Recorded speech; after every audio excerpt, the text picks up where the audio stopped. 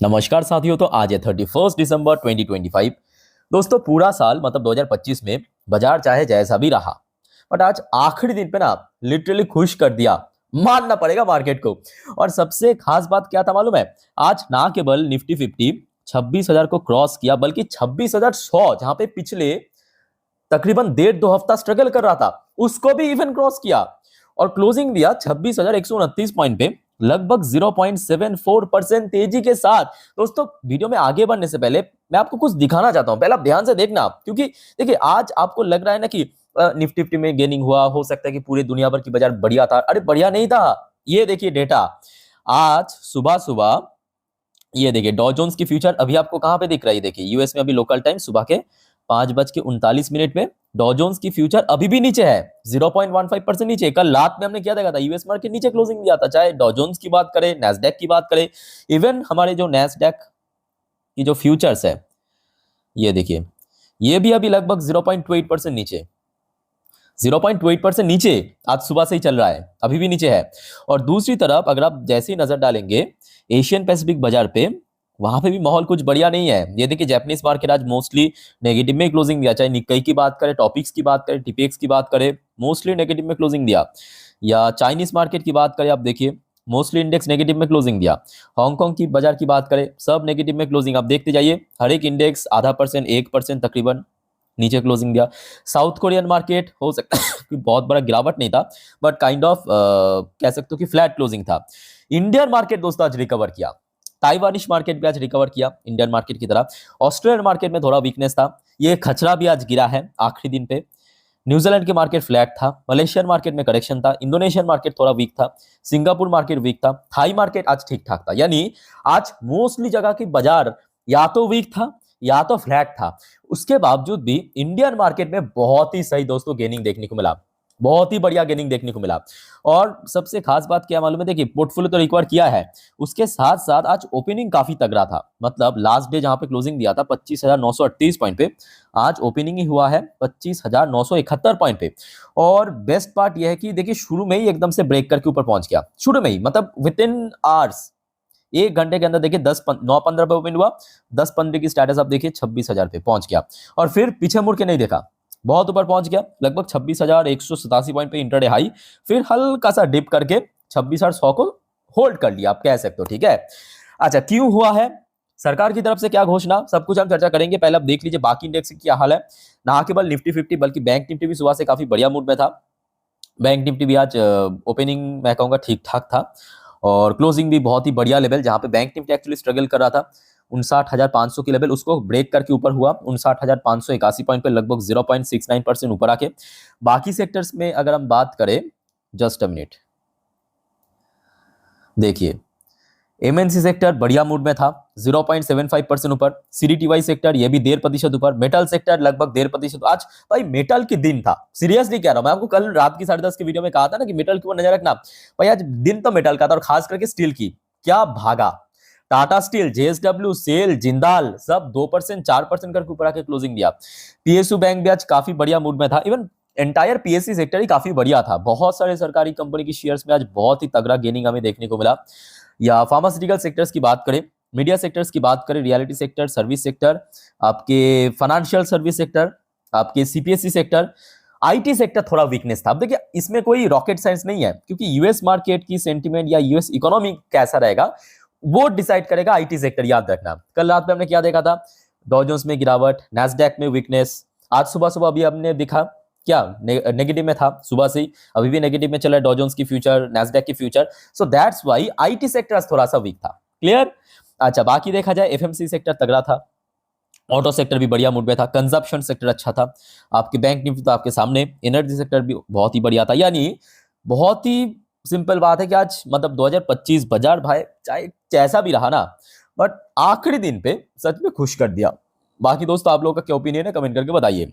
चलिए अब इसके पीछे का क्या वजह है थोड़ा डेप्थ में चर्चा करेंगे, पर उसके पहले साथियों आप सभी को रिक्वेस्ट करूंगा, आप अगर चैनल पे नहीं हो या तो चैनल को सब्सक्राइब नहीं किया ना अभी तक, तो प्लीज फटाफट सब्सक्राइब कर लीजिए, ऐसे इन्फॉर्मेटिव वीडियो हर रोज हर वक्त पाने के लिए। देखिए मैं ऑलरेडी इन सब कुछ टॉपिक को तो कल भी कवर कर लिया था, जैसे कि देखिए ये रात की 10:30 वाली वीडियो की अपडेट है। जैसे भी मतलब इस वीडियो में भी बहुत सारे अपडेट दिया था।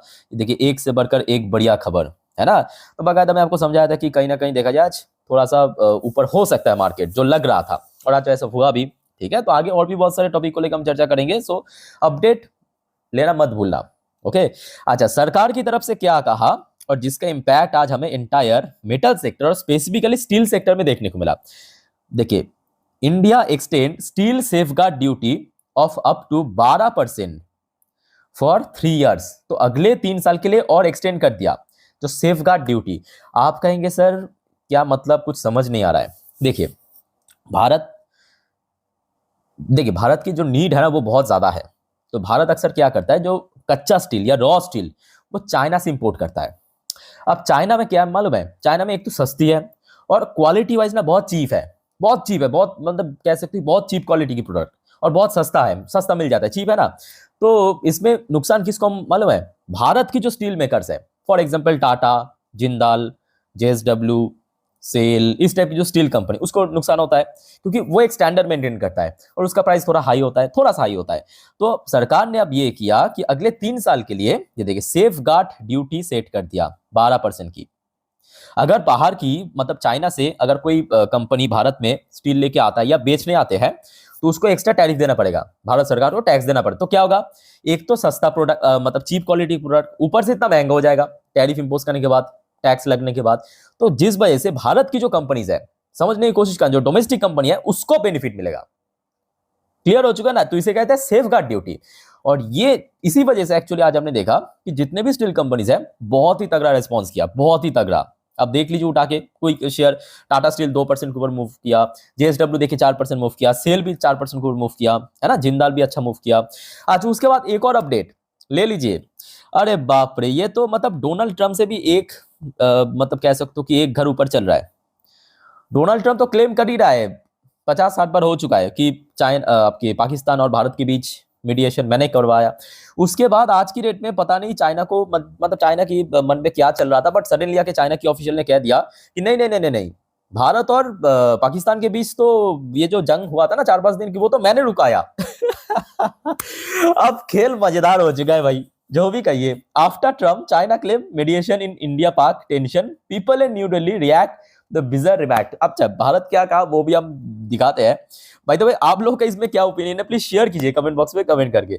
भारत की तरफ से कहा गया, जो भारत की स्टैंड पॉइंट था कि no third party intervention, source on China India, sorry India Pak trust. अच्छा, एक बार मैं आपको पढ़ के सुना देता हूं कि भारत की तरफ से जो ऑफिशियल जो स्टेटमेंट दिया है। देखिए, new Delhi has rejected, China ने जो क्लेम किया, of mediating a cease fire between India and Pakistan during the military conflict earlier this year, मतलब शुरू में जो मई में हुआ था। Source in the Indian government retaliated that it was Islamabad that requested a truce following Operation Sindoor and there was no third party mediation।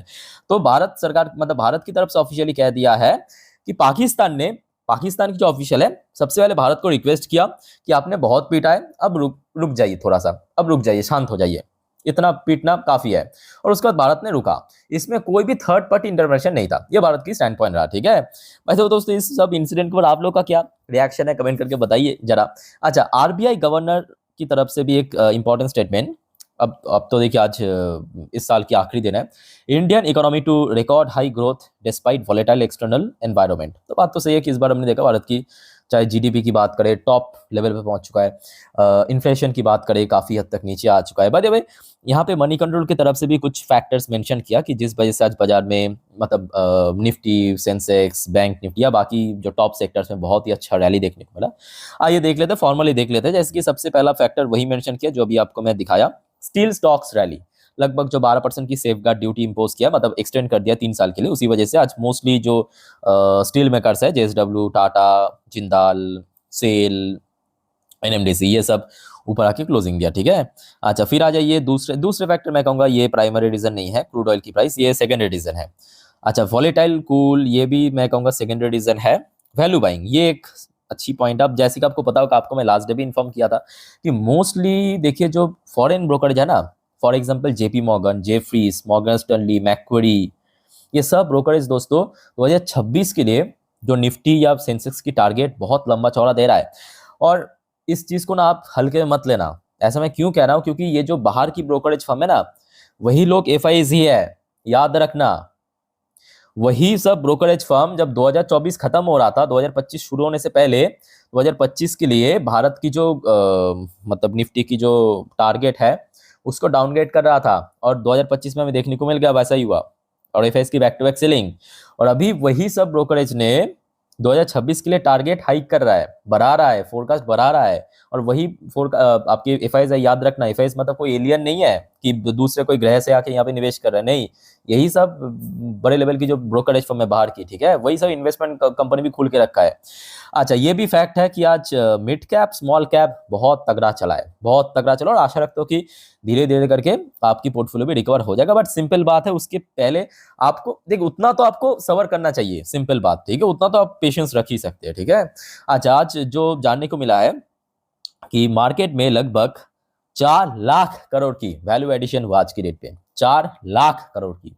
Okay, तो बस थोड़ा यहाँ पे पेशेंस रखिए, आराम से सब कुछ सही हो जाएगा। बट हाँ, ये भी फैक्ट है, अगर हम फैक्चुअली बात करें, एफआईएस की बहुत ज्यादा सेल ऑफ हो चुका है 2025 में। सो आशा रखता हूँ न्यू ईयर या अगले साल पे एफआईएस की इन्फ्लो होगा।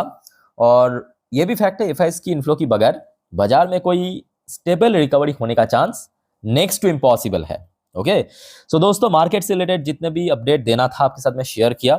और कोई आपका कंफ्यूजन है, डाउट्स है, कोई शेयर के बारे में इंडिविजुअली पूछना है, कमेंट करके प्लीज पूछिए। इस वीडियो को वाइंड अप करता हूं, और वीडियो अच्छा लगा तो लाइक करना, और काइंडली चैनल को सब्सक्राइब भी करके रखना जरूर। तो मिलते हैं नेक्स्ट वीडियो में, टेक केयर, बाय बाय, जय हिंद।